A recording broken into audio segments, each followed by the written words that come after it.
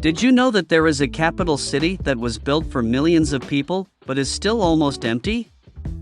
And that the United States wasted $17 billion on a megaproject that it never used and has remained useless to this day? Let's get to know 3 of the most unuseful megaprojects in the world. Before we continue, remember to like and subscribe to Luxury Lives. Share your opinion about these megaprojects in the comments below. Number 3, Naypyidaw, Myanmar. However, this is not just a remote airport, but the capital of Myanmar, a new capital built from scratch.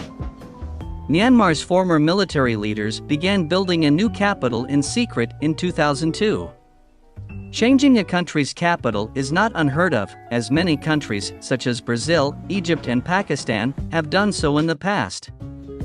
The reasons for this sudden change of capital are unclear. However, much had to do with the former capital, Rangoon. Rangoon is home to 7 million people. The city has reached its infrastructural limits and its population will have doubled by 2050. In addition, the capital was established on the coast during British rule to benefit the British Navy. But once independent, it was logical for Myanmar to move its capital to a more central location. The new project was quickly built and, to date, successive governments have invested $4 billion in the city. The new capital has less than 1 million inhabitants, most of whom reside in the suburbs, which existed before the city became the capital. As a result, the city often gives the image of a deserted place and is often referred to as a ghost town. The city has an airport that can handle 3.5 million passengers a year, but on a busy day, a dozen people use it.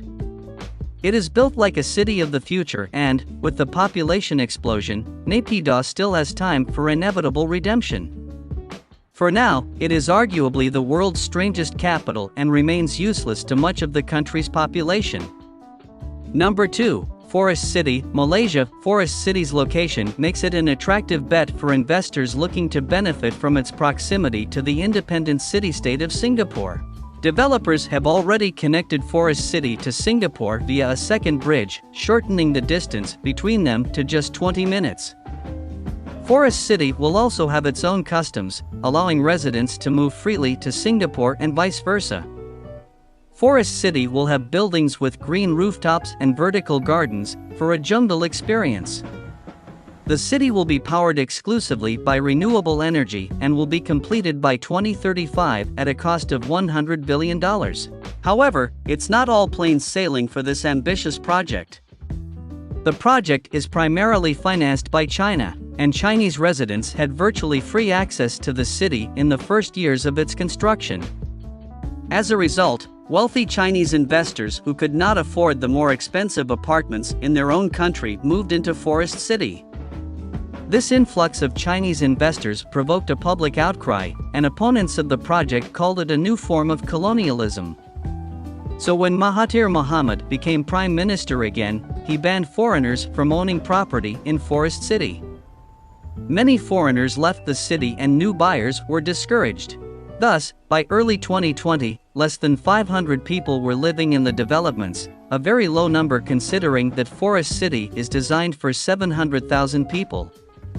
The project has been unsafe since then, and some commercials claim that less than 10 homes have been sold in Forest City since the start of the coronavirus pandemic. In addition, Country Garden laid off more than 1,000 Malaysian workers in the last year, indicating a definite decline in the project's fortunes. Forest City was probably too ambitious a project from the outset, too futuristic to achieve, and with too many political impediments to succeed in the short term.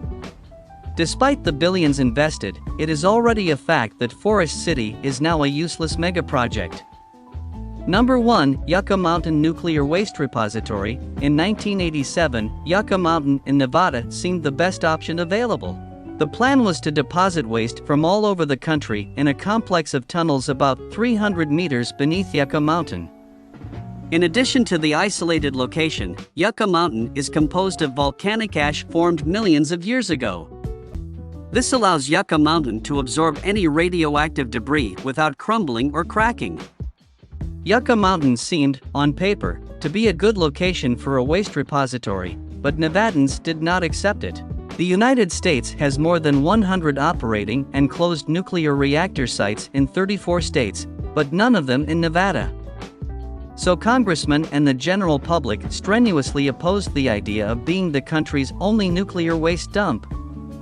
In addition, official hydrological and geological studies of Yucca Mountain were questioned. However, Nevada's opposition grew stronger. They argued that continued exposure during transport would stigmatize Nevadans and affect the state's tourism. For the opposition, the only reason Nevada was getting the deposit was because of its small population and low representation in Congress. By the time Barack Obama took office, the project had become politicized, and in 2010 the Obama administration deemed the project unfeasible and stopped funding it. The Biden administration has openly stated that Yucca Mountain is no longer part of the country's plans. Nevada appears to have won the battle. What do you think of these megaprojects, and do you think any of them have a chance of being useful in the future? Tell us in the comments below.